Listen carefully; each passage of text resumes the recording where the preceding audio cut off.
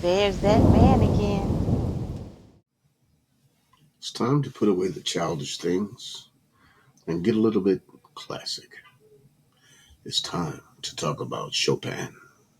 Stay tuned.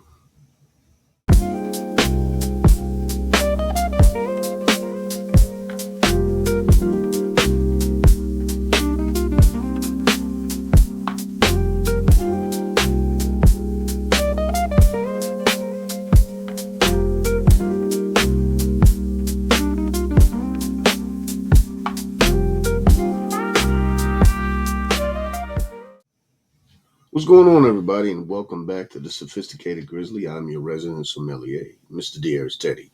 And tonight, yes, I am wearing a bow tie. I am wearing a nice button up shirt. Why are we dressed up like this? Number one, because I like to dress like this. But number two, because we are talking about the House of Chopin. So, the House of Chopin, I believe it is a Poland based fragrance company that has so far only three fragrances that I've seen, but all three fragrances are pretty damn good. So let's start off with the very first one that I was able to acquire. And when I was able to acquire it, I got it from Walmart, but not Walmart, I'm sorry. I got it from Amazon, but they no longer carry it. So the only place that you will be able to get it from is the website that they carry it called FC. So the first one that I'm going to be talking about today is Chopin, opus number 28. So, yes, he names them after opuses, but forget about what they name it after. We're talking about the fragrance. And this smells like, to me, let's just get it in the ear here. This smells like a very, very fresh version of Giorgio Armani Acqua di Gio, and a extremely fresh version. And this fragrance right here, honestly, whenever I put it on my skin, it just has that invigorating effect to it. It is a very good fragrance. I got it, I believe, in about 2019, and I got the entire collection of them. But I never thought about trying to feature them all together. I think I featured one here and one there, but I figured why not just feature them all at once tonight? And this one specifically was the first one that I got because it was the summertime and I just wanted something fresh. And this one definitely fit that bill. We're going to talk about the fragrance notes that it has right now. So we're going to start with the top notes of tarragon, grapefruit, pine tree, and bergamot. Middle notes of C notes, clary sage, rosemary, base notes of oak moss, vetiver, and cedar. And that's all to come together to give you this very clean, crisp, fresh, very classy smelling fragrance. This would be perfect if you were going to a symphony orchestra. It's not a playful fragrance. It's a very clean fragrance. It's a classy fragrance. So, like I said, I'm going to put the link, as I normally do, in the description box so that you guys can check it out for yourself. And this one here is Chopin, opus number 28. So the next fragrance that I have available for you guys, also from the House of Chopin, would be their warm, spicy, ambery fragrance, and that would be Chopin opus number 9. So if opus 28 would be considered the summertime offering, this is definitely the winter offering. This one here has a bit of a sweet and sour note at the top, and I believe that some of that sour note, but not unpleasantly sour. I think that's more from the tartness of the rhubarb, but it's the oud in the fragrance that actually kind of that has that base to it, that has that strength, that oomph, that push. It also has a plum note in it. It has a slight bit of sweetness at the top, but it's not overly sweet at all. It's really not. It really doesn't have a punchy sweetness to it. It's more of a just background sweetness, if that makes any kind of sense, because you catch it, but it's not so heavy. It's not a heavy sweetness at all. As a matter of fact, let's get to the notes here. The top notes are plum, bergamot, and rhubarb. The middle notes are labdanum, cloves, cedar, agarwood. And the base notes are once again labdanum, gaiac wood, tobacco, and vetiver. And the combination of the cloves and that tobacco is kind of the thing that brings itself to the forefront of this fragrance. Like I said, it has a slight bit of sweetness, but it's more so about the woodsy nature of it, that little bit of sourness from the rhubarb, but it's the punch from that tobacco, those cloves, the agarwood. This is an amazing fragrance. Honestly, I really don't know why too many people don't talk about it. I don't think anybody has talked about it except me.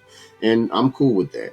So I will take this time to make sure I share this gift with you guys. And that would be Chopin, opus number 9.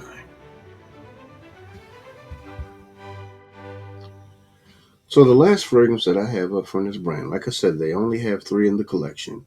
This will be the woody and somewhat green fragrance, and that would be opus number 25.